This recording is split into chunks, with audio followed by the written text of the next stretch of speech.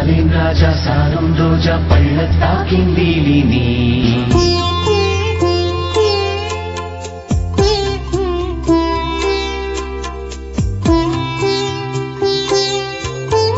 இயேசு கிறிஸ்துவின் நாமத்தினாலே பிதாவாக தேவனுக்கே மகிமையாகட்டும். நாம் இந்த இடத்துல கூடியிருக்கிற ஒரே ஒரு காரணம், கர்த்தர் நம்ம வாழ்க்கையில செய்திருக்கிற நன்மைகளை பற்றி கொண்டு நம்ம வழிநடத்தப்படுவதற்காக கூடியிருக்கிறோம். நாம் தொடர்ந்து நம்ம பார்த்து கொண்டிருக்கிற காரியங்களை குறித்து கவனித்து நம்ம பார்க்கலாம். ராகாப் என்கிற ஒரு வேசிய கொண்டு வந்து விடுதலையாக்கி அவரை கொண்டு வந்து இஸ்ரவேலின் நடுவிலே வாசம் செய்யும்படியாக செய்தார் என்ற காரியங்களை குறித்து நம்ம பார்த்தோம். தேவனுக்கே மகிமையாகட்டும். கடந்த நாட்களில் நாம பார்த்தோம், ராகாப் என்கிற வேசியை கொண்டு வந்து இஸ்ரவேலின் நடுவிலே வாசம் செய்யத்தக்கதாக அவள் நடுவிலே இருக்கும்படிக்கு கர்த்தர் செய்தார். இந்த பாக்கியத்தை இந்த ராகாப்புக்கு காரியத்தை கொடுத்து நம்ம பார்த்தோம். அப்படியே யோவான் 8ஆம் அதிகாரத்துல வேசியா இருந்த விபச்சாரத்தில் பிடிக்கப்பட்ட ஒரு ஸ்திரியை கொண்டு வந்து அவளை நடுவிலே நிறுத்தினார்கள் என்று நம்ம பார்த்தோம். கடந்த வாரத்துல நம்ம பார்த்தோம், வேதத்துல சொல்லப்படுகிற வார்த்தை கொடுத்து நம்ம பார்க்கிறோம். இப்படிப்பட்ட ஒரு வேசியை கொண்டு வந்து நடுவிலே நிறுத்தினார்கள் சொல்லப்பட்டிருக்கிறது. அந்த நடுவிலே என்று சொல்லப்படுகிற வார்த்தை எந்த நடுவிலே என்ற வார்த்தை இல்ல, நடுவிலே என்று யோவான் 8ஆம் அதிகாரத்துல நம்ம வாசிக்கிறது கொடுத்து நம்ம பார்க்கிறோம். நடுவிலே நிற்க வைத்தார்கள். உண்மையிலே தேவைக்கிறனால அந்த நடுவிலே நிற்க வைத்த ஸ்திரீயை காப்பாற்றணும் என்று கர்த்தருடைய நோக்கம் கிடையாது. அவருடைய பாவத்தை மன்னிக்கப்பட வேண்டும் என்றதுதான் கர்த்தருடைய நோக்கம். அவ பாவம் இல்லாதபடிக்கு வாழ வேண்டும் என்றுதான் கர்த்தருடைய நோக்கம். கர்த்தர் எப்பொழுதும் பாவிகளை எப்படியாகிலும் தப்பிவிக்கத்தக்கதாக மறைப்பதற்காக அவர்களை அடிப்படாதபடிக்கு காப்பாற்றுவதற்காக இயேசு கிறிஸ்து வெளிப்படவில்லை. அல்லேலூயா. இவைகளை குறித்து நமக்குள்ளாக தெரிந்த காரியத்துக்குள்ளாக நம்ம கவனித்து நம்ம பார்க்கலாம். கர்த்தர் நமக்கு உதவி செய்வாராக. அல்லேலூயா. வேதத்துல சொல்லப்பட்டிருக்கிற வார்த்தை கொடுத்து நம்ம பார்க்கிறோம். கவனித்து நீங்க பார்த்தீங்கன்னா, ராகாப் இவ்வளவு வேசித்தனம் பண்ணின அவ இஸ்ரவேல் நடுவில் போன பிறகு வேசித்தனம் பண்ணாது இருப்பாளா? பண்ணியிருக்க மாட்டாளா? கொஞ்சம் சிந்திச்சு பாருங்களேன். அவ பண்ணியிருக்க மாட்டாளா? வேசித்தனத்திலே முற்றுமாக நல்ல பழகினவர்களுக்கு இஸ்ரவேல் நடுவிலே வேசித்தனம் பண்ணியிருக்க மாட்டாளா? கொண்டு இஸ்ரவேல் ஜனத்தின் நடுவிலே கொண்டு வந்த அவள் வேசித்தனம் பண்ணினாள் என்று மறுபடியும் எங்கேயாவது எழுதி இருக்கிறதா? இல்லையே. ஆனா அவள் பழகினவர்களுக்கு ஏன் அந்த தவறு செய்யவில்லை? எப்படி செய்யல? அவளுக்கு எப்படி நடந்தது? சரி, புதிய ஏற்பாட்டிலே இயேசு கிறிஸ்துடைய நாட்களை குறித்து நம்ம பார்க்கிறோம். இயேசு கிறிஸ்துடைய நாட்களிலே வேதத்துல சொல்லப்பட்டிருக்கிற வார்த்தையின்படி விபச்சாரத்தில் பிடிக்கப்பட்டிருக்கிற அந்த ஸ்திரியை பார்த்து இயேசு சொன்ன ஒரு வார்த்தை என்ன வார்த்தை? வாசிப்போம். யோவான் 8ஆம் அதிகாரத்துல 11வது வசனத்தை குறித்து நம்ம வாசிக்கிறோம். ஜான் 8:11. அதற்கு அவள், இல்லை ஆண்டவரே என்றாள். இயேசு அவளை நோக்கி, நானும் உன்னை ஆக்கினைக்குள்ளாக தீர்க்கிறதில்லை, நீ போ, இனி பாவம் செய்யாதே என்றார். நீ போ, இனி பாவம் செய்யாதே. இயேசு சொன்ன வார்த்தை கொஞ்சம் நல்லா கவனிச்சு பாருங்க. நீ போ, இனி பாவம் செய்யாதே. நீ பாவம் செய்யாதே என்று சொல்லி அனுப்பின உடனே அவ பாவம் செய்யாம இருந்திருப்பாளா? நீங்க என்ன சொல்றீங்க? பாவம் செய்திருப்பான்னு நினைக்கிறீங்களா? ஒரே ஒரு வார்த்தை சொன்னா, கல்லடிச்சு எல்லாரும் கல்லெடுத்து அடிக்கப்படப்படும் போது மாறாதவ, அடிச்சு மாறாதவ, இன்னமோ நீ பாவம் செய்யாத அப்படி சொன்ன உடனே இவ இன்னமோ பாவத்தை விட்டுட்டு இனிமேல் அப்படியே ஒழுங்கான ஸ்திரீயாக நடந்திருப்பாள் என்று நீங்க நினைக்கிறீங்களா? என்ன நடந்துச்சு? இயேசு சொன்னதுல என்ன அர்த்தம் இருந்தது? இயேசு சொன்ன காரியத்துல என்ன மாற்றம் வந்துச்சு? அந்த இடத்துல என்ன மாற்றம் வந்துச்சு? அங்க வேத வசனம் மறுபடியும் எழுதலையே. தேவக்கிரமால வேத வசனத்தை நல்லா கவனிச்சு நாம பார்ப்போம். கர்த்தர் நல்லவர்.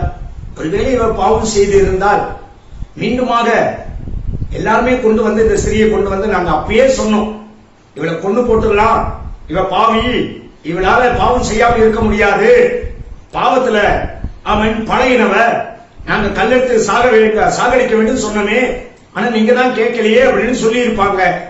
ஆனா மறுபடியும் அவள் பாவம் செய்ததாகவோ வேதத்துல ஒரு இடத்திலையும் அவளை பற்றி எழுதவே இல்லை. அல்லையா? இது எப்படி நடக்குது? எப்படி சாத்தியம்? பாவத்துல பழகினவர்களுக்கு இயேசு சொன்ன ஒரே ஒரு வார்த்தை, இனி நீ பாவம் செய்யாதே. ஒரே ஒரு வார்த்தை தான். யோவான் 5ஆம் அதிகாரம் வாசிக்கப்படப்படும் போது அந்த பெதஸ்தா குளத்தின் அண்டையிலே 38 வருஷமாக வியாதியாக இருக்கிறவனை குறித்து நம்ம பார்க்கிறோம். அவனை படுக்கை எடுத்துக்கொண்டு நட என்று சொல்லப்பட்ட பிறகு அவனை மறுபடியும் இயேசு தேவாலயத்திலே கண்டு ஒரு வார்த்தை சொன்னார். யோவான் 5ஆம் அதிகாரம் 14வது வசனத்தை குறித்து நம்ம பார்க்கிறோம். John 5:14. அதற்கு பின்பு இயேசு அவனை தேவாலயத்திலே கண்டு, இதோ நீ சொஸ்தமானாய், அதிக கேடானது ஒன்றும் உனக்கு வராதபடி இனி பாவம் செய்யாதே என்றார். இனி பாவம் செய்யாதே என்ற வார்த்தையை இயேசு சொன்னதை குறித்து நம்ம பார்க்கிறோம். அந்த ஸ்திரீனிடத்தில் சொன்ன அதே வார்த்தை தான் இந்த பெதஸ்தா குளத்தின் அண்டையில் இருக்கிற சொஸ்தமாக்கப்பட்டவனை பார்த்து சொன்ன வார்த்தை குறித்து நம்ம பார்த்து கொண்டே இருக்கிறோம். உனக்கு அதிக கேடு வராதபடிக்கு இனி பாவம் செய்யாதே. என்னப்பா இவர் ஒரு வார்த்தை சொல்லிட்டு போயிடுறாரு, பின்னாடி அவன் என்ன செய்யறான்னு கொஞ்சம் பின்னாடி போய் பார்த்தா தான் தெரியும். பாவம் செஞ்சிருக்க மாட்டானா? அவன் கொஞ்சம் யோசித்து பாருங்க. அவன் பாவம் செய்தானா, பாவம் செஞ்சிருக்க மாட்டானா? இதெல்லாம் எதுக்குப்பா நமக்கு ஆராய்ந்து பார்க்கறது அப்படின்னு சொன்னா கொஞ்சம் நல்லா கவனித்து நீங்க பாருங்க.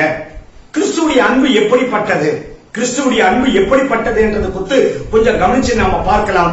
இனி பாவம் செய்யாதே ஒரு வார்த்தை சொன்ன உடனே இன்னமும் இந்த அம்மா மாறிட்டாங்க, பாவத்தெல்லாம் விட்டுட்டாங்க, இவர் இன்னமும் பாவத்தெல்லாம் விட்டுட்டு போயிட்டாரு அப்படின்னு நீங்க நினைக்கிறீங்களா? எஸ், எப்படி நடந்தது என்றது கொஞ்சம் கவனிச்சு பாருங்க. நல்லா கவனிச்சு நம்ம பார்க்கலாம். கர்த்தர் சொல்ற வார்த்தைகளை கொஞ்சம் நல்லா கவனிச்சு நம்ம பார்க்கலாம். தேவன் நமக்கு உதவி செய்வாராக. தேவக்கிரமனால 2 கொரிந்தியர் 3ஆம் அதிகாரம் எடுத்துக்கொள்ளுங்க. அவன் எல்லாரும் வேதாகமத்தை கையில வைத்துக் கொள்ளுங்க. கையில தயவு செய்து சொல்ற வேதத்தை எடுத்து நீங்க பாருங்க. தேவக்கிரமனால அப்போஸ்தலனாகிய பவுல் 2 கொரிந்தியர் 3ஆம் அதிகாரத்துல சில வார்த்தைகளை பயன்படுத்துறத கொஞ்சம் நல்லா கவனிச்சு பாருங்க. என்ன வார்த்தைகளை பயன்படுத்துகிறார் என்றதை குறித்து கொஞ்சம் கவனிங்க. 2 கொரிந்தியர் 3ஆம் அதிகாரம் 4வது வசனத்தை முதல்ல வாசிப்போம்.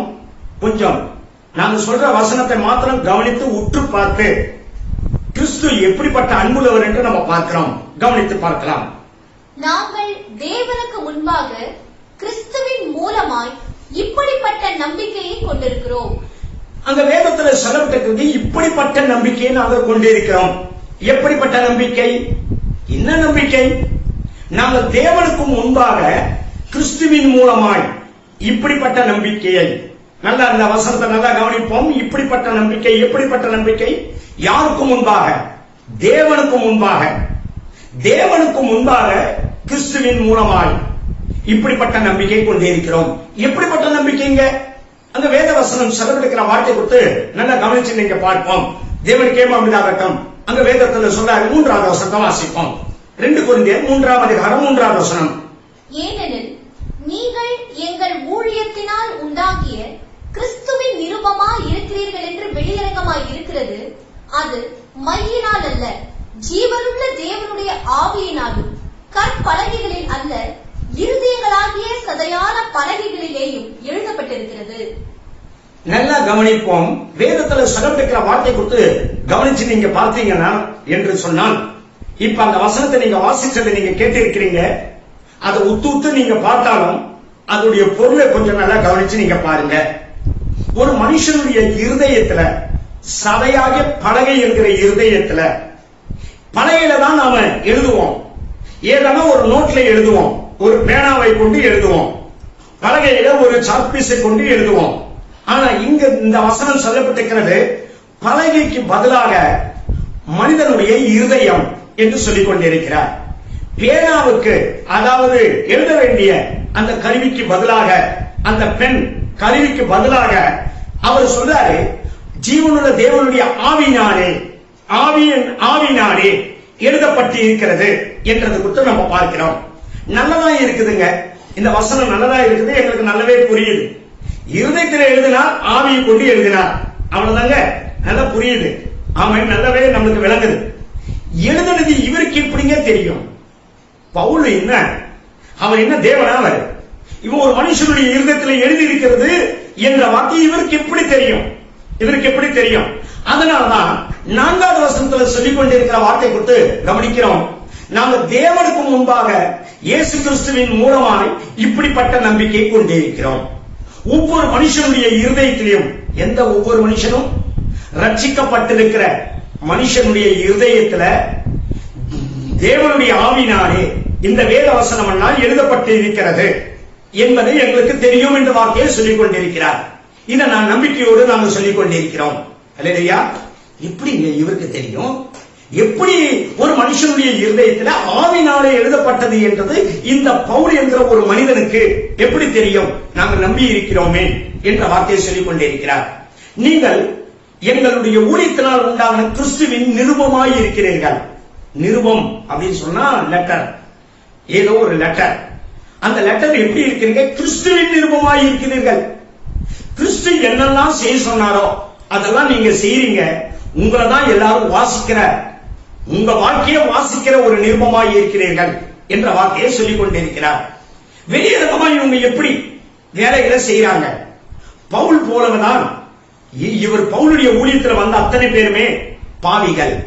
பாவிகளாய் இருந்தவர்கள். பவுலும் ஒரு பாவத்தை செய்தவன், மற்றவர்களும் பாவத்தை செய்தவர்கள்.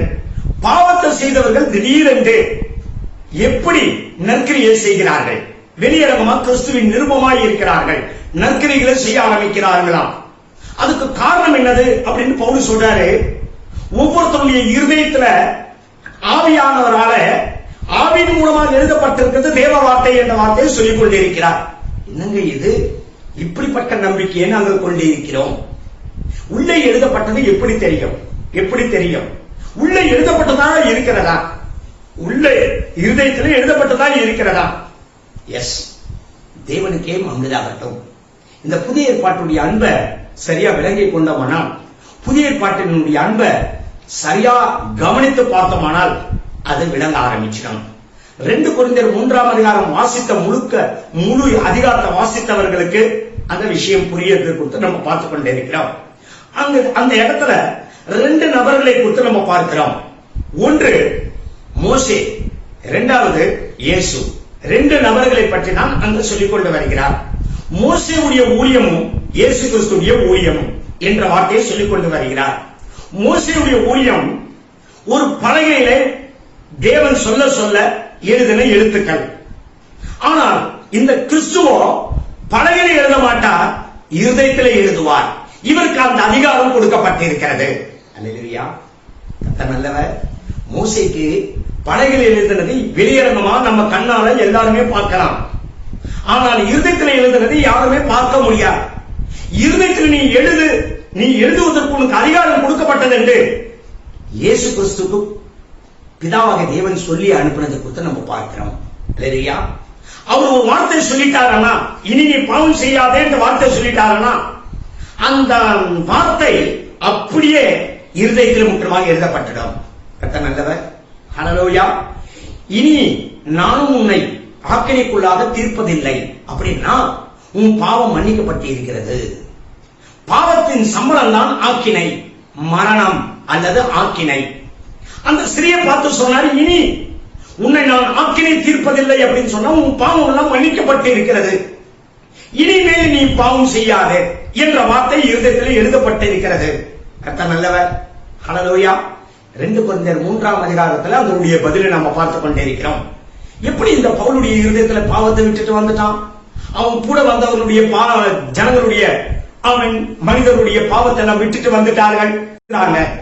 எப்படி பாவத்தை விட்டவள் பாவம் மன்னிப்பின் நிச்சயத்தை இருதயத்தில் பெற்றுக் கொள்கிறாங்க. என் பாவம் போச்சுங்க, என் இருதயத்தில் இருக்கிற பாவம் போச்சு, இப்ப போச்சு அப்படின்னு எப்படி சொல்றாங்க? இயேசுவே அப்படிப்பட்டவர். இவர் இப்படிப்பட்டவர். ஒரு மனுஷனுடைய இருதயத்தில் இருக்கிற பாவத்தை முற்றிலுமாக அழிக்கிற தன்மை உடையவர் இயேசு கிறிஸ்து. அல்லேலூயா. அதே சமயத்தில் இனி பாவம் செய்யாதபடிக்கு அவருடைய இருதயத்துல தேவனுடைய வார்த்தை எழுதுகிறவர் இந்த இயேசு கிறிஸ்து. மோசேயுடைய ஊழியம் கற்பனைகளில் எழுதப்பட்டது, இந்த இயேசு இருதயத்திலே எழுதுகிறவர். எபிரேயர் புஸ்தகம் 10ஆம் அதிகாரத்தில் இப்படிப்பட்ட வார்த்தையை குறித்து நம்ம பார்த்துக் கொண்டே இருக்கிறோம். Hebrews 10th chapter, எபிரேயர் 10ஆம் அதிகாரம் 16வது வசனத்தை குறித்து நம்ம வாசிக்கிறோம். கொஞ்சம் கவனிச்சு பார்க்கலாம். எபிரேயர் 10:14.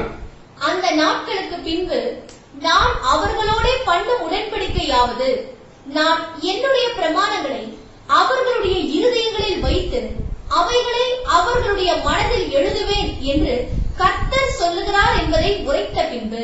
ஹல்லேலூயா. எபிரேயர் 10ஆம் அதிகாரம் 16வது வசனத்தை வாசித்தவர்கள் ஒருபோதும் அவங்களால தாங்கவே முடியாது, சும்மா இருக்கவே முடியாது. நான் முன்னாடி நாட்களில் பலகையிலே எழுதினேன், ஆனால் இப்பொழுது நான் இருதயத்திலே எழுதுவேன். ஹல்லேலூயா. கர்த்தர் நல்லவர். வேதத்துல சொல்லப்பட்ட வார்த்தை குறித்து நம்ம பார்த்து கொண்டே இருக்கிறோம். மோசேயை பார்த்து முதல் சொன்னாரு, நீ நான் கொடுக்கிற கற்பனைகளை கொண்டு போ, அந்த கட்டளைகளை இஸ்ரவேல் ஜனங்களுக்கு சொல்லு என்று சொல்லி அழைத்தார். அழைக்கப்படும் போது தேவனே அவர் கையாள, தேவன் ஆவியாய் இருக்கிறார், தேவனே அவர் கையாள கற்பனைகளை எழுதி வைத்திருந்த கற்பனைகளை கொடுத்தார். ஆனா அந்த கற்பனைகளை அவன் கொண்டு போய் இஸ்ரவேல் ஜனத்தின் நடுவில் சேர்க்கவில்லை, அதை உடைத்து போட்டுட்டான்.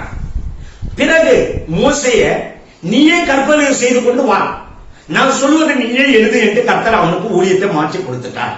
ஆமென். ஜீவனுள்ள தேவன் எழுதின அந்த வார்த்தைகளை தேவன் கையால எழுதின எழுத்துக்கள் எப்படி இருக்கும், அது உடைத்து போட்டு விட்டான் இந்த மோசே. பிறகு மோசே கையினால மோசேவால் செய்யப்பட்ட கற்பனைகளிலே எழுதப்பட்ட எழுத்துதான் இப்பொழுது கற்பனைகளாக காணப்பட்டுக் கொண்டிருக்கிறது. ஆமென். புதிய ஏற்பாட்டு ஊழியம் இயேசு அனுப்புனதே எதற்காக அப்படின்னு சொன்னா, வேதத்துல சொல்லப்படுது, பிதாவின் உள்ளத்திலிருந்து புறப்பட்ட தேவ வார்த்தை வார்த்தையானவர். அவர் சொல்லப்பட்ட வார்த்தை அத்தனையும் ஒரு மனிதனுடைய உள்ளத்தில் எழுதப்பட்டுடும். அல்லேலூயா. இது ஒரு பெரிய ஒரு பாக்கியம் நமக்கு. மோசே எழுதினது போல கற்பனைகளை எழுத முடியவே முடியாது. நல்லா கவனிப்போம். யார் கையில, ஒரு சின்ன பிள்ளை கையில கூட ஒரு ஸ்லேட்டு, ஒரு எழுதுற ஒரு கருவியை கையில கொடுத்தா, அவன் கையில கொடுத்தா, அந்த ஒரு பல்பமோ ஒரு சாக் பீஸோ கொடுத்தா, அது ஆட்டோமேட்டிக்கா யார் எழுதினாலும் எழுதப்படும். ஒத்துக்கொள்றீங்களா? கர்த்தர் நல்லவர். ஆமென். ஆனா இருதயத்துல எல்லாரும் எழுத முடியாது. ஆனா இருதயத்துல எழுதத்தக்கதாக, பாவத்தை மன்னிக்கத்தக்கதாக அதிகாரம் வேதத்துல சொல்லப்பட்ட வார்த்தை கொடுத்து நம்ம பார்க்கிறோம். இந்த இயேசுக்கு கொடுக்கப்பட்டிருக்கிறது. அல்லேலூயா. கொஞ்சம் சிந்தித்து பாருங்க.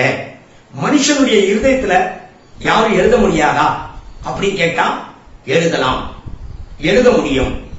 எப்படி எழுத முடியும்? கொஞ்சம் நல்லா கவனித்து நீங்க பாருங்க. யாரான உங்களை பற்றி உங்க வாழ்க்கையில ஏதோ ஒரு காரியத்துல நொறுக்கப்பட்டு மனமடிந்து இருக்கிற நாட்களில அவர்கள் பேசுற பேச்சு உங்களுடைய மனதிலே வைத்துக் கொள்வீங்க. பாத்தீங்களா? அது என்ன செய்யப்படுது? இருதயத்துல எழுதப்பட்டு கொண்டிருக்கிறது. உங்க வாழ்க்கையில உங்களை இனிமேல் நீங்க உயர்ந்து போயிடுவீங்க, உயர்ந்து இருப்பீங்க, ஆசீர்வாதமா இருப்பீங்க. ஏதோ ஒரு வார்த்தை சொல்லிட்டாங்க, அல்லது உங்களை ஏதாவது ஒரு வார்த்தை கொண்டு மனமடி உண்டாகி இருக்கத்தக்கதாக வார்த்தைகளை சொல்லிட்டாங்கன்னா, சொல்லுகிற வார்த்தை அப்படியே இருதயத்தில் வருகிறது. ஆமென், ஆமென். ஆனால் அது மறையுமா அப்படி கேட்டா மறையும். அவர்கள் சொன்ன ஆசீர்வாதமான வார்த்தையா இருந்தாலும், அவர்கள் பேசின நிந்தையான வார்த்தையா இருந்தாலும் அது மறையும். ஆனா இயேசு கிறிஸ்து எழுதினார் என்று சொன்னால், அவர் சொல்லுகிற வார்த்தை அப்படியே ஆவின் மூலமாக ஒரு மனிதனுடைய இருதயத்தில் எழுதப்பட்டுடும். அல்லேலூயா. கர்த்தர் நல்லவர். இந்த பாக்கியத்தை நாம பெற்றுக் கொண்டிருக்கிறோம். இந்த பாக்கியத்தை புரியவர்களாக மற்றவர்களை மாற்றும்படிக்கு ஊழியத்தை இயேசு கையில பிதாவாகிய தேவன் கொடுத்திருக்கிறார். அல்லேலூயா. ஒரு மனுஷனுடைய பாவத்தை இனி பாவம் செய்யாத அப்படின்னு சொன்னா அவன் செய்யவே மாட்டான். அந்த வார்த்தையை அவன் இருதயத்திலே ஆவியிலே எழுதப்பட்டுடும். கர்த்தர் நல்லவர். ஹல்லேலூயா. இது பெரிய ஒரு ரகசியம், பெரிய ஒரு பாக்கியம். ஹல்லேலூயா. கர்த்தருக்கே மகிமையாகட்டும். யாருன்னா சொல்லுகிற வார்த்தைகள் நாம ஒரு ஸ்லேட்ல எழுத வேண்டிய அவசியம் இல்ல, ஒரு பேப்பரை எடுத்துக்கொண்டு ஒரு புத்தகத்துல எழுத வேண்டிய அவசியம் இல்ல. மனதிலே எழுதி வச்சு நிற்போம். அவங்க சொல்லிட்டாங்க, அவங்க பேசிட்டாங்க, என்னை பத்தி ஒரு வார்த்தை சொல்லிட்டாங்க, என்னை பத்தி சொல்லிட்டாங்கன்ட்டு மனசுலயே வச்சு நிற்போமே. கர்த்தர் நல்லவர். ஒரு மனிதன் எழுதின வார்த்தைகள், சொன்ன வார்த்தைகள் பலகையில் எழுத வேண்டிய அவசியம் இல்ல, பேப்பர்ல எழுத வேண்டிய அவசியம் இல்ல. அது இன்னொருத்தருடைய மனதுல, இருதயத்துல எழுதப்படுமானால் இயேசு கிறிஸ்து சொன்ன வார்த்தையை அதிகபட்சமாக அதிக பலத்தோடு சொல்லிக் கொண்டிருக்கிறேன், இருதயத்தில் எழுதப்பட்டுதான் இருக்கும். அல்லேலூயா. மனிதனுடைய வார்த்தை ஒருவேளை அது மறைக்கப்படலாம், அழிக்கப்படலாம், அழித்து விடலாம். ஆனா இயேசு கிறிஸ்து உன்னை நான் ஆக்கினைக்குள்ளாக தீர்ப்பதில்லை அப்படின்னு சொல்லப்படும் போதே பாவத்தின் சம்பளம் ஆக்கினை, அவருக்கு பாவம் மன்னிக்கப்பட்டது என்ற வார்த்தை கொடுத்து நம்ம வாசிக்கிறோம். அல்லேலூயா. பாவம் மன்னிக்கப்பட்டது என்ற வார்த்தை அவர் இருதயத்துல எல்லா பாவ அழுக்கையும் முற்றிலுமாக கர்த்தர் தொலைத்து விட்டார். ஆமென். ஹல்லேலூயா. கர்த்தர் எவ்வளவு நல்லவர். இருதயத்தில் எழுதுகிற ஊழியத்தை கொடுத்தவர் தான், அல்லது இருதயத்தில் எழுதுகிற ஊழியத்தை பெற்றவர் தான் இயேசு கிறிஸ்து. கர்த்தர் நல்லவர். அவர் ஒரு வார்த்தை சொல்லிட்டாருன்னா மனுஷனுடைய இருதயத்துல, அதுதான் வேதத்துல சொல்றது பாவ மன்னிப்பின் நிச்சயம். பாவ மன்னிப்பின் நிச்சயம் என்ற வார்த்தை கொடுத்து நம்ம பார்த்து கொண்டே இருக்கிறோம். கொஞ்சம் நல்லா கவனிப்போம். பாவ மன்னிப்பின் நிச்சயத்தை இயேசு கிறிஸ்துவால மாத்திரம் தான் பெற்றுக்கொள்ள முடியும். நாம பாவ மன்னிப்பின் நிச்சயத்தை பெற்றுக்கொள்கிறோம். அந்த நிச்சயம் இயேசு கிறிஸ்து ஒருத்தரால மட்டும்தான். ஒருவேளை தேவக்கிரமனால யாராயினும் யாரை பார்த்தாவது சொல்லலாம், உன் பாவம் மன்னிக்கப்பட்டு இருக்கிறது அப்படின்ற வார்த்தையை சொல்லிட்டாங்கன்னா அந்த வார்த்தை அப்படியே அவனுக்கு மன்னிக்கப்படுதா? அவன் உள்ளத்துல திரும்ப திரும்ப அந்த வார்த்தை திரும்ப திரும்ப வந்துட்டே இருக்கும். என் மனசாட்சி குத்துது, நேற்று தானே சொன்னேன் நீ செய்த தப்பு உனக்கு மன்னிச்சாச்சுன்னு சொல்லிட்டல, இல்ல மறுபடியும் குத்துது என் மனசு, குத்தியும் தான் இருக்கும். இவரு சொன்ன உடனே அந்த இருதயத்தில் இருக்கிற பாவம் போயிடாது. எத்தனை பேர் சாட்சிக்கிறோம்? ஆமென். அல்லது யாராவது ஒருத்தர் வந்து நீ ஆசீர்வாதத்தோடு இருப்பாய் என்ற வார்த்தை சொன்னார்கள் என்று சொன்னால், அந்த வார்த்தை என் மனசுல வச்சுட்டு இருந்தா நான் ஆசீர்வதிக்கப்பட்டுடுவேன் என்று பார்த்தா முடியாது. அவன் மனுஷன், இவன் மனுஷன். ஆனா இயேசு கிறிஸ்து சொல்லிட்டாரன்னா அந்த வார்த்தை அப்படியே இருதயத்தில் எழுதப்படும். கர்த்தர் நல்லவர். ஹல்லேலூயா. இருதயத்தில் எழுதப்பட்டு இருக்கிறது நான் நிச்சயமா சொல்றேன் என்று பவுல் சொல்றார். அந்த நம்பிக்கையுடையவராக நாங்கள் காணப்படுகிறோம். இவங்க எப்படிப்பா நற்கிரிகளை செய்யறாங்க, எப்படி கிறிஸ்துவின் நிருபமா இருக்கிறாங்க, எப்படி நல்ல கிரிகள் திடீரென்று கெட்டவன் எப்படிப்பா நல்ல கிரிகளை செய்யறாங்க அப்படி கேட்டா பவுல் சொல்றாரு, அவங்க இருதயத்தில் எழுதப்பட்டிருக்கிறது அந்த வார்த்தைகள். கர்த்தர் நல்லவர். இதை நான் நிச்சயத்தோடு சொல்லுகிறேன் என்று பவுல் சொல்லிக் கொண்டிருக்கிறார். ஹல்லேலூயா. தானும் அந்த நிச்சயத்தை பெற்றுக்கொண்டு மற்றவர்களை பார்த்து அந்த வார்த்தையை சொல்லிக் கொண்டிருக்கிறார். ரொம்ப சரியான வார்த்தை. இப்ப 5வது வசனத்தை கொஞ்சம் கவனிப்போம். 2 கொரிந்தியர் 3ஆம் அதிகாரம் 5வது வசனம். 2 கொரிந்தியர் 3:5. இத கொஞ்சம் தயவு செய்து சொல்றேன், கவனிங்க. அந்த பக்கம் வலது பக்கம் இடது பக்கம் திரும்பி பார்த்தீங்கன்னா இந்த பொருளை நிச்சயத்தை உங்களால் பெற்றுக்கொள்ளவே முடியாது. அதை சொல்றாரு, கொஞ்சம் கவனிப்போம். 5வது வசனம். எங்களால் ஏதாகிலும் ஆகும் என்பது போல ஒன்றை யோசிக்கிறதற்கு நாங்கள் எங்களாலே தகுதியானவர்கள் அல்ல, எங்களுடைய தகுதி தேவனால் உண்டாயிருக்கிறது. எப்படி சொல்றாரு? ஒருவேளை நாங்களே எங்க பாவத்தை விட வேண்டும், நாங்களே நற்கிரியை செய்ய வேண்டும் என்று எங்களாலே ஏதாகிலும் ஒன்று செய்ய வேண்டும் என்று யோசிப்ப கூட எங்களுக்கு தகுதி கிடையாது.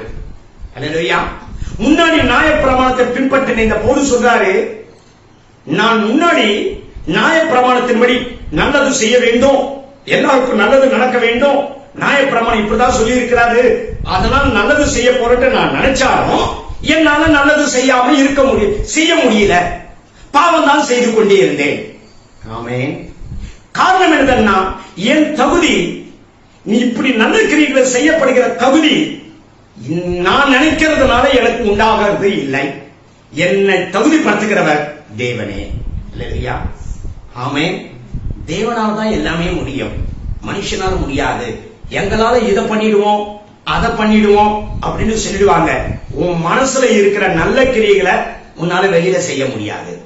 நீ ஒருவேளை உன் மனசுல இருக்கிற ஏதோ ஒரு காரியத்தை வெளியரங்கமா உன்னால செய்ய முடியாது. அது தேவன் பர்மிஷன் கொடுத்தாதான், தேவனால் செய்தாதான் உன்னை கொண்டு நற்கிரிகளை செய்ய முடியும். அல்லேலூயா.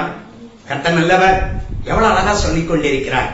நம்ம 1 சாமுவேல் புத்தகத்தை வாசித்தோம் என்று சொன்னால் 23ஆம் அதிகாரத்துல அந்த வசனத்துல, அந்த அதிகாரத்துல சொல்லப்படுது. 23ஆம் அதிகாரத்துல அங்க 19வது வசனமும் 20வது வசனத்தையும் வாசிக்க கேட்டீங்க என்று சொன்னால் கவனிங்க. கவனித்தீர்களானால் அங்கு ஒரு பதிலை கொடுத்து பார்க்கிறோம். வாசிப்போம். பின்பு சீப் ஊரார் கிபியாவில் இருக்கிற சவுலிடத்தில் வந்து, தாவீது எங்களிடத்தில் எஷிமோனுக்கு தெற்கே ஆகிரா எனும் மலைக்காட்டில் உள்ள அரணிப்பான இடங்களில் ஒளித்துக் கொண்டிருக்கிறான் அல்லவா? இப்போதும் ராஜாவே, நீ உம்முடைய மன விருப்பத்தின்படி இறங்கி வாரும், அவனை ராஜாவின் கையில் ஒப்பு கொடுக்க எங்களால் ஆகும் என்றார்கள். அந்த சீப்பூரா சொன்ன வார்த்தையை கவனிங்க. சீப்பூரார் சொல்றாங்க, தாவீதை பிடித்து உங்க கையில கொடுக்க எங்களால் ஆகும், எங்களால் ஆகும். ராஜாவே, உன் மன விருப்பத்தின்படி நீ எங்க நாட்டுடைய ராஜா, உங்களுக்கு தாவீதை நீங்க பிடிக்கணும்னு தேடுறீங்க, அதை நாங்க செய்து முடிக்கிறோம், இது எங்களால் ஆகும் என்று வார்த்தையை சொன்னாங்க. அந்த வார்த்தையை கேட்டு நம்பி வந்த சவுலுக்கு வெட்கப்பட்டு போயிட்டான். தாவீதை பிடிக்க முடியல. தாவீதை பிடிக்க முடியாம போயிட்டான். வேதத்துல செலவிட்டுக்கிற வார்த்தை கொடுத்து நம்ம பார்க்கிறோம், தேவனுக்கே மங்குதாகட்டும், எங்களால ஏதாவது ஒன்று செய்ய முடியும், நாங்க ராஜாவுக்கு செய்வோம், அதை செய்வோம், இதை செய்வோம் சொல்லுவாங்க. முடியாது, எங்களால் ஆகும். அவங்க சொன்ன வார்த்தை எங்களால் ஆகும். முடியல. சவுலால் ஆகல. தேவன் அவனோடு இருக்கிறதுனாலே, தேவன் அவனோடு இருக்க, தாவீதோடு இருக்கிறதுனாலே வேதத்துல செலவிட்டு தாவீதை பிடிக்க முடியல. ஒரு நாடே, ஒரு அரசாங்கமே அவனை சுத்தி வளைச்சாலும் அவனை பிடிக்க முடியல. தேவன் அவன் பட்சத்துல இருக்கிற ஒரே காரணத்துக்காக. அல்லேலூயா. வேதம் தெளிவா சொல்லி இருக்கிற வார்த்தை கொடுத்து நம்ம பார்த்து கொண்டே இருக்கிறோம். எங்களால் ஆகும் என்ற வார்த்தையை எப்பவும் சொல்லிடாதீங்க. இந்த பவுல் சொன்ன வார்த்தையை நம்ம கவனிச்சு நம்ம பார்க்கலாம். நான் நல்லது செய்யணும்னு நினைக்கிறேன், ராஜாவுக்காகிலும் இந்த நாட்டுக்காகிலும் ஏதாகிலும் ஒன்று செய்யணும்னு நினைச்சாலும் எங்களால ஆகாது, தேவனால்தான் எல்லாமே ஆகும். அல்லேலூயா. ஒரு மனிதனுடைய இருதயத்துக்குள்ள இருக்கிற பாவத்தை நீக்கிறதும் தேவனால் தான் முடியும். ஒரு மனிதனுக்கு இருதயத்துல வைத்திருக்கிற நன்மையை செய்ய வைக்கிறதுக்கு பலத்தை கொடுத்து அவனை செய்ய வைக்கிறதும் தேவனால தான் முடியும். அல்லேலூயா. தேவனாலே எல்லாமே ஆகும். மனிதனால என்னால ஆகும் என்ற வார்த்தையை மாத்திரம் எப்பவுமே சொல்லிடாதீங்க. அல்லேலூயா. வேதத்துல தெளிவா சொல்லி இருக்கிறார். இன்னொரு வார்த்தை கொடுத்து நம்ம பார்த்துக் கொண்டே இருக்கிறோம். ஆதியாகம புஸ்தகம் 31ஆம் அதிகாரம், ஜெனிசிஸ் 31:29. ஆதியாகம புஸ்தகத்துல 31ஆம் அதிகாரம் 29வது வசனத்தை நம்ம கவனித்து நம்ம பார்த்தோம்னா அங்க ஒரு வசனத்தை கொடுத்து நம்ம வாசிக்கிறோம், கவனிப்போம்.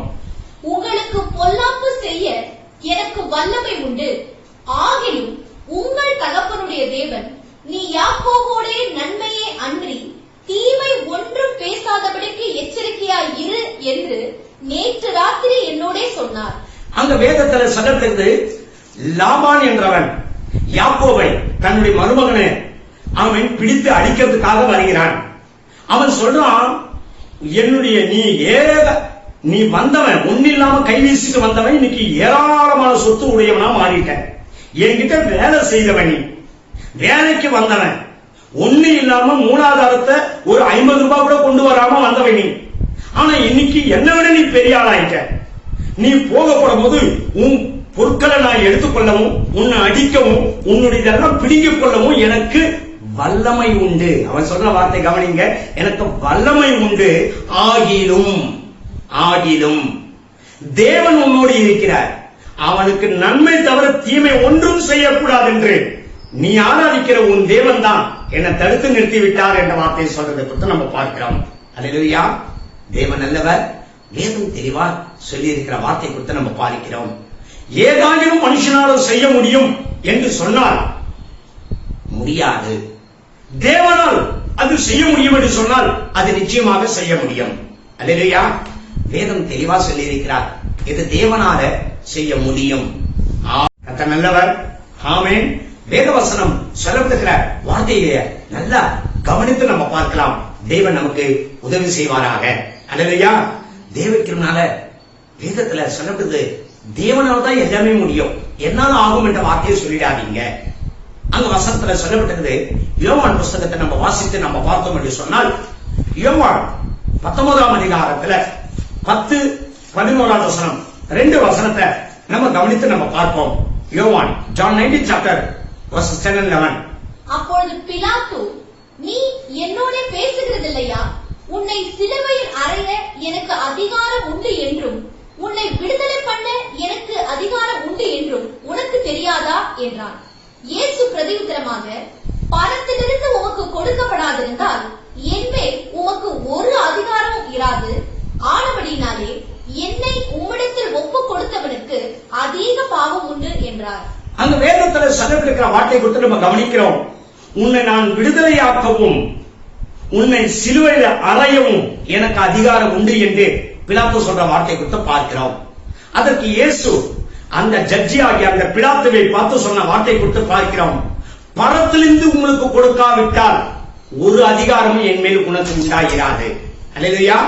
அங்க வேதத்துல சொல்லப்படுகிற வார்த்தையை கவனிச்சு நீங்க பாத்தீங்கன்னா, பரத்திலிருந்து கொண்டு கொடுக்கப்படுவது.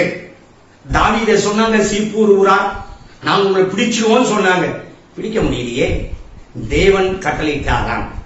அந்த லாபான் சொன்னான், நான் உன்னை அடிக்க எனக்கு வல்லமை உண்டு, ஆனா வல்லமை செயல்படுத்த விடாதபடிக்கு இந்த தேவன் தடுத்து நிறுத்தி விட்டார். அல்லேலூயா.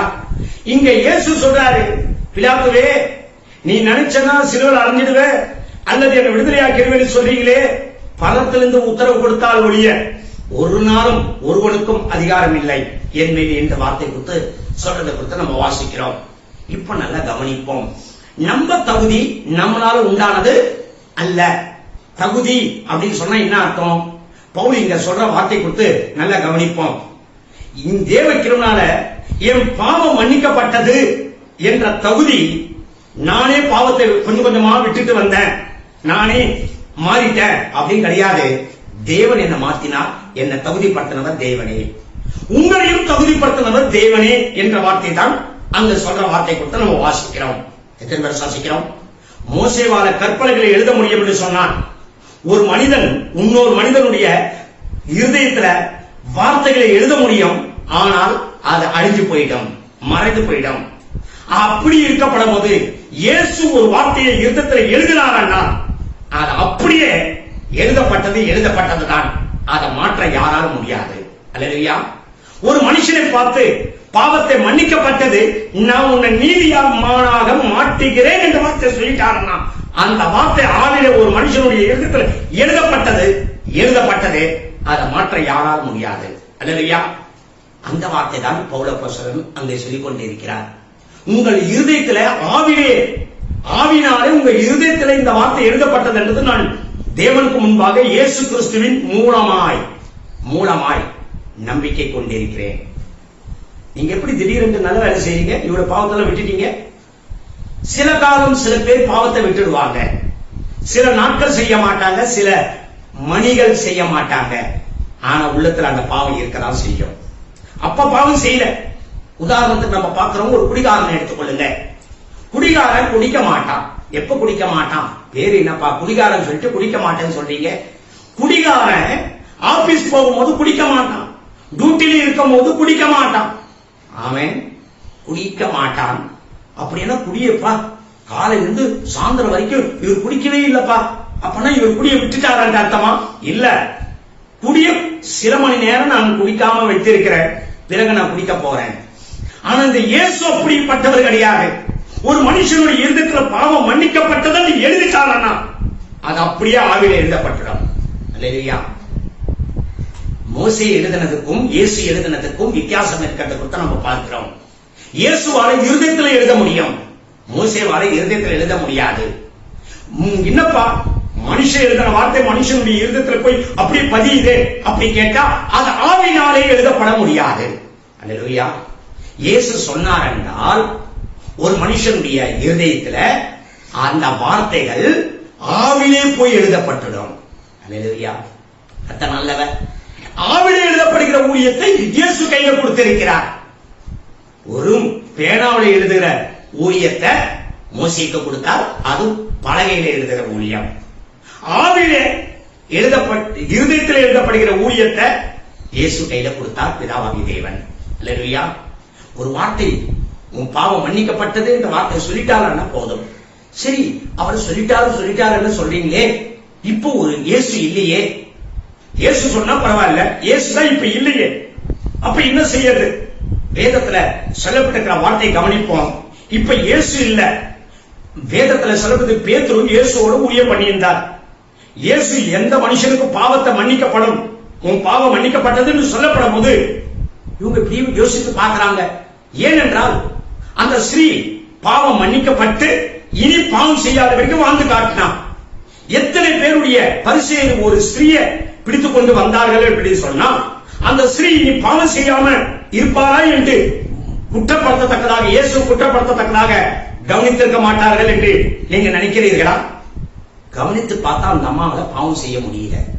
நல்லவர். அல்லேலூயா, அல்லேலூயா. இயேசுவை குற்றப்படுத்துறதுக்கு எத்தனையோ காரியத்தை செய்தார்கள். இது செய்திருக்க மாட்டார்களா? அந்த அம்மாவோட பாவத்தை செய்ய முடியல. காரணம் என்னன்னா இயேசு சொல்லிட்டார். சரிப்பா, இயேசு சொல்லப்படும் போது பேதுருவெல்லாம் கூடவே இருந்தாங்க. இப்ப இயேசு போயிட்டாரே, அவர்களுக்கும் இயேசு போன பின்பு என்ன செய்தார்கள் பேதுருவெல்லாம் கவனிப்போம். அப்போஸ்தலர் நடவடிக்கைகள் 10ஆம் அதிகாரத்துல 43வது வசனத்துல பேதுரு அந்த ஒரு வீட்டிலே போய் பிரசங்கம் பண்ணப்படும் போது அவன் சொல்ற கொஞ்சம் வார்த்தையில கொஞ்சம் நல்லா கவனிப்போம். அங்க சொல்றாரு, அப்போஸ்தலர் 10:43வது வசனம். அவரை விசுவாசிக்கிறவன் எவனோ அவன் அவருடைய நாமத்தினாலே பாவ மன்னிப்பை பெறுவான் என்று தீர்க்கதரிசிகள் எல்லாரும் அவரை குறித்தே சாட்சி கொடுக்கிறார்கள் என்றார். அல்லேலூயா. அந்த சொல்லப்படுத்த அப்போஸ்தலர் 10:43வது வசனத்துல இப்ப நாமத்தை பயன்படுத்துகிறான். முன்னாடி இயேசு சொன்ன வார்த்தைய இப்ப இயேசு இல்ல, இயேசு பரத்துக்கு ஏறிட்டார்.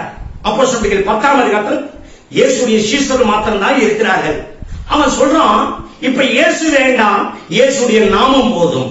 அவருடைய நாமத்தினாலே உங்களுக்கு பாவ மன்னிப்பு நிச்சயம் உண்டாயிருக்கும். அல்லேலூயா. கர்த்தர் நல்லவர். வேதத்துல சொல்லப்பட்ட வார்த்தை கொடுத்து கவனிப்போம்.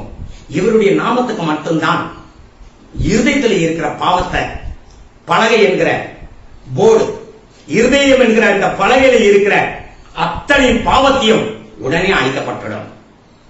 இனி பாவம் செய்யாதபடிக்கு நாம பேசுற ஒவ்வொரு வார்த்தைகளும் ஆவியிலே நம்ம இருதயத்திலே எழுதப்பட்டுக் கொண்டே வரும். இவருடைய நாமத்தினால மாத்திரம். இல்லையா? இவருடைய நாமத்துக்கு அப்படிப்பட்ட ஒரு வல்லமை இருக்கிறது. இவருடைய பெயருக்கு அவ்வளவு வல்லமை இருக்கிறது.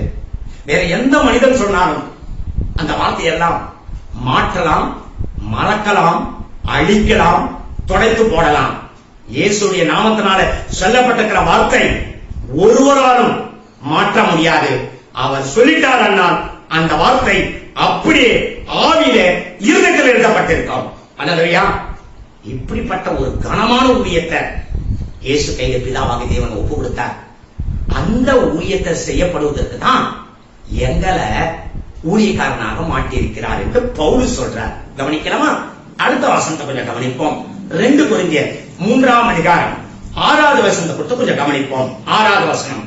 புது உடன்படிக்கையின் ஊழியக்காரராய் இருக்கும்படி அவரே எங்களை தகுதி உள்ளவர்களாக்கினார். அந்த உடன்படிக்கை எழுத்துக்குரியதாய் இராமல் ஆவிக்குரியதாய் இருக்கிறது. எழுத்து கொள்ளுகிறது, ஆவியோ உயிர்ப்பிக்கிறது. வேதத்தில் சொல்லப்படுது, நாங்கள் புது உடன்படிக்கையின் ஊழியக்காரர்களாக எங்களை மாற்றிட்டார். என்ன ஊழியக்காரர்? கவனிக்கிறீங்களா? 6வது வசனத்துல 2 கொரிந்தியர் 3:6 அந்த வார்த்தை சொல்லிட்டாருன்னா, கொஞ்சம் 3வது வசனத்துல முன்னாடி நம்ம என்ன வாசிச்சோம்? எங்கள் ஊழியத்தினால். அப்ப அது என்ன ஊழியம்? எங்கள் ஊழியத்தினால் நீங்கள் உண்டாயிருக்கிற கிறிஸ்துவின் நிருபமாய் இருக்கிறீர்கள் அப்படின்னு சொன்ன என்ன அர்த்தம்? வேதத்துல சொல்லப்பட்டிருக்கிற வார்த்தை கொடுத்து நம்ம பார்க்கிறோம். புது உடன்படிக்கையின் ஊழியத்தினால்தான் ஒரு மனிதனுடைய பாவத்தை மன்னிக்கப்பட முடியும், அவனை கிறிஸ்துவை போலவே நடக்க வைக்க முடியும். இது புது உடன்படிக்கையின் ஊழியம். இந்த ஊழியத்தை எங்க கையில தேவன் எங்க கையில கொடுத்திருக்கிறார். ஹல்லேலூயா. நாங்க ஒண்ணும் சொல்ல மாட்டோம். இயேசு கிறிஸ்து நாமத்தினால உன் பாவம் மன்னிக்கப்பட்டு இருக்கிறது அப்படின்னு சொன்னால் அவன் பாவம் மன்னிக்கப்படும். அவனும் அந்த வார்த்தையை விசுவாசித்தான் என்று சொன்னால், இந்த இயேசுவை நான் விசுவாசிக்கிறேன் சொன்னால் அவனுடைய இருதயத்துல அந்த பாவம் அப்படியே இருதயத்திலிருந்து அழிக்கப்பட்டு போயிடும். ஹல்லேலூயா. கர்த்தர் நல்லவர். ஆமென். வேதத்துல சொல்லப்படுது, அவருடைய நாமம், அவருடைய நாமத்தை நீ விசுவாசித்தால் போதும், ஆவியிலே உன் இருதயத்திலே தொலைக்கப்படும். இப்படிப்பட்ட ஒரு கனமான ஊழியத்தை கர்த்தர் நமக்கு கொடுத்திருக்கிறார். கொஞ்சம் நல்லா கவனிச்சு பார்ப்போம். எபிரேயர் புஸ்தகம் 7ஆம் அதிகாரத்துல வேதத்துல சொல்லப்பட்ட 21, 22வது வசனத்தை கவனிப்போம். Hebrews 7:21 and 22. ஆனதால் இயேசுவானவர் ஆணையின்படியே ஆசாரியராக்கப்பட்டது எவ்வளவு விசேஷித்த காரியமோ அவ்வளவு விசேஷித்த உடன்படிக்கைக்கு பிணையாளியானார். இங்க இந்த உடன்படிக்கைக்கு, புது உடன்படிக்கையின் ஊழியத்தை கொடுத்து பார்க்கிறோமே, இந்த புது உடன்படிக்கையின் ஊழியத்துக்கு பிணையாளியானார். பிணையாளியா ஷூரிட்டி போறது, 2வது நபர் ஷூரிட்டி போறது. இவர் இனி பாவம் செய்ய மாட்டார். நம்ம எல்லாம் சொல்லுவோம் தெரியுங்க, இவர் இந்த பொருளை கட்டி தீர்க்க அவன் இவர் பணத்தை செலுத்தி விடுவார், இவருக்கு நான் ஷூரிட்டி போடுறேன், அப்படிதான் போடுவாங்க. ஆனா இயேசு சொல்றாரு, ஒருத்தனுடைய பாவத்தை நான் மன்னிச்சேன், அவன் பாவமே செய்ய மாட்டேன், நான் ஷூரிட்டி போடுறேன், பிணையாளியாக மாறுகிறேன். இல்லையா? கர்த்தர் நல்லவர். இது என்ன ஊழியம், இது என்ன அன்பு! ஒரு மனுஷனுடைய பாவத்தை இருதயத்தில் எப்படி மன்னிக்கிறார், ஒரு மனிதனை எப்படி பாவத்தை செய்ய விடாதபடிக்கு செய்கிறார் இந்த இயேசு. பாவத்தை மன்னிக்கிறார், அவனுக்கு அந்த பாவத்தின் பாவமே இருக்காது. வேற எந்த மனிதன் இன்னொரு மனிதனை பார்த்து சொன்னாலும், உன் பாவம் மன்னிக்கப்பட்டதும் சொன்னாலும், அவன் மனசாட்சியில குத்தி கொண்டுதான் இருக்கும். ஆனா இயேசு சொன்னார், அல்லது இயேசு கிறிஸ்து நாமத்தினால சொல்லப்பட்டதுன்னு சொன்னார், அதனை விசுவாசித்த என்று சொன்னார், உன் பாவத்தை எல்லாம் மன்னிக்கப்பட்டிடும். கர்த்தர் நல்லவர். மன்னிக்கப்பட்டது மாத்திரம் கிடையாது, இனி நீ பாவம் செய்ய மாட்டாய் என்று சொல்லப்படுகிற ஒரு பிணையாளி இயேசு கிறிஸ்துவே உன் கூட இருந்து உன்னை பாவம் செய்யாதபடிக்கு உனக்கு அவருடைய ஷூரிட்டியே கூட இருக்கத்தக்கதாக கர்த்தர் செஞ்சிடுவார். அல்லேலூயா. ரொம்ப அருமையான ரட்சிப்பு, நம்ம ரட்சிப்பு. புதிய ஏற்பாட்டுடைய அன்பு பெரிதான அன்பு. இனிமேல் நீ பாவம் செய்யாதபடிக்கு உன் கூடவே கர்த்தர் கூட இருக்கிறார். அந்த நாள்ல ஏதேன் தோட்டத்துல ஆதாம குளிர்ச்சியான வேளையிலே அவனை சந்திக்கத்தக்கதாக வந்தார் என்ற வார்த்தை கொடுத்து நம்ம வாசிக்கிறோம். ஆனா இந்த நாட்களிலே எல்லா நேரத்திலும் உனக்குள்ளே அவர் கூட இருந்து, உனக்குள்ளே அவர் கூட இருந்து, இனி நீ பாவம் செய்யாதபடிக்கு உன்னை நடத்துகிறவர் கிறிஸ்து. அல்லேலூயா. கர்த்தர் நல்லவர். அந்த நாளிலே குளிர்ச்சியான வேலையில தான் கர்த்தர் வருவார். குளிர்ச்சியான வேலை அது காலையோ சாயந்திரமோ எப்பனா ஒரு வாட்டி அவர் வரலாம். ஆனா இப்ப அப்படி கிடையாது. இனி நீ பாவம் செய்யாதபடிக்கு நான் உனக்கு பிணையாளியாக நான் பிதாவிட்ட சொல்றேன், இவன் பாவம் செய்ய மாட்டான். எப்படிப்பா இந்த திடீரென்று அடிக்கிற பவுல் எப்படி பாவத்தை விட்டான்? அவன் பாவத்தை கர்த்தர் மன்னிச்சதுனாலே. இனிமேல் பாவத்தை செய்யாதபடிக்கு எப்படி நற்கிரைகளை செய்யறான்? அவனோடு கர்த்தர் கூட இருக்கிறதுனாலே. இது இருதயத்தில் நடக்கிற மாற்றம். இது மனுஷனால முடியாது. இந்த ஊழியத்தை செய்யறதுக்கு தான் நாங்க வந்திருக்கிறோமே தவிர ஒரு மனுஷனை பார்த்து, உதாரணத்துக்கு நான் சொல்றேன், யோவான் 8ஆம் அதிகாரத்துல சொல்லப்பட்டிருக்கிற சிறிய அம்மா, அவங்க எல்லாம் உன்னை கல்லடிக்காம விட்டுட்டாங்க, இனி நீ பாவம் செய்யாம இருக்கிறதுக்கு உனக்கு ஆசை எல்லாம் இருக்குது, நீ பழகிட்ட, உன்னை 30 நாள் ரூம்ல போட்டு தனியா அடைச்சு வைக்கிற, கட்டி போடுற, உன்னை அடிக்கிற, உன்னை நான் கண்டிக்கிறேன், உன்னை நான் போதிக்கிறேன், உன்னை நான் திட்டி உன்னை சரி பண்றேன் இயேசு ஒருபோதும் சொன்னது கிடையாது. இல்லையா? ஆமே. நான் சில சமயத்துல ஆரம்ப நாட்கள்ல ஊழியத்துல நான் போகப்படப்படும் போது ஒரு தாயார் நல்ல பயங்கரமாக ஒரு ஸ்ரீதான் நல்ல சுருட்டு குடிப்பாங்க, நல்ல முற்றமாக புகையில நல்லா போடுவாங்க, நல்ல பயங்கரமாக குடிப்பாங்க. அவங்களை பார்த்து சொன்னேன், இயேசு இப்படிப்பட்டவர், நமக்காக வந்தார், இயேசு கிறிஸ்து நாமத்தினாலே உன் பாவம் மன்னிக்கப்பட்டது அப்படின்னு சொல்லிட்டேன். அவ்வளவுதான். அந்த அம்மா எல்லாமே விட்டுட்டாங்க. அந்த அம்மாவுக்கு ஆச்சரியம் கிடையாது.